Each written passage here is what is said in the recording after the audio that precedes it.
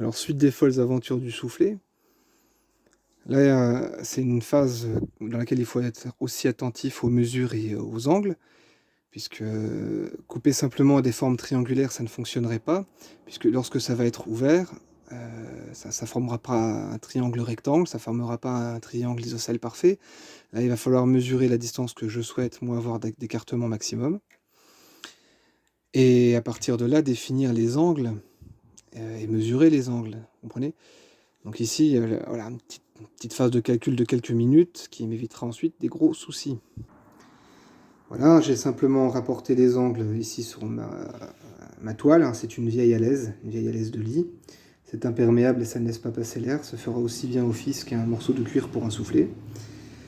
Alors, méfiez-vous, hein, même moi qui ai l'habitude d'être assez rigoureux, de bien mesurer, bien contrôler, etc. Là, vous voyez, j'ai une erreur de tracé. Erreur de tracé, pourquoi? Eh bien, simplement parce que je travaille ici un matériau qui est souple, qui est légèrement gondolé, qui est vieux usé, etc.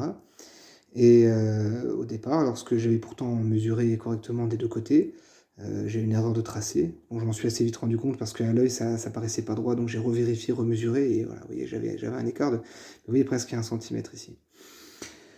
Donc il ne me reste plus qu'à finir de mesurer, de faire mon tracé, puis phase de découpe. Ensuite, je clouerai la toile en faisant un bourrelet, vous savez, un petit bourrelet, un retour du tissu sur lui-même, de la toile sur elle-même, sur à peu près 1 centimètre de large. Il est recommandé également de coller le bord du soufflet, donc là j'utiliserai simplement une colle néoprène, hein, à l'intérieur, qui complétera le clouage. Donc là des petits clous de tapissier tout bête, hein, avec un intervalle je pense entre 3 et 4 cm par clou. Ça devrait être suffisant. Je vous montre ça dès que j'ai terminé. Allez, à bientôt.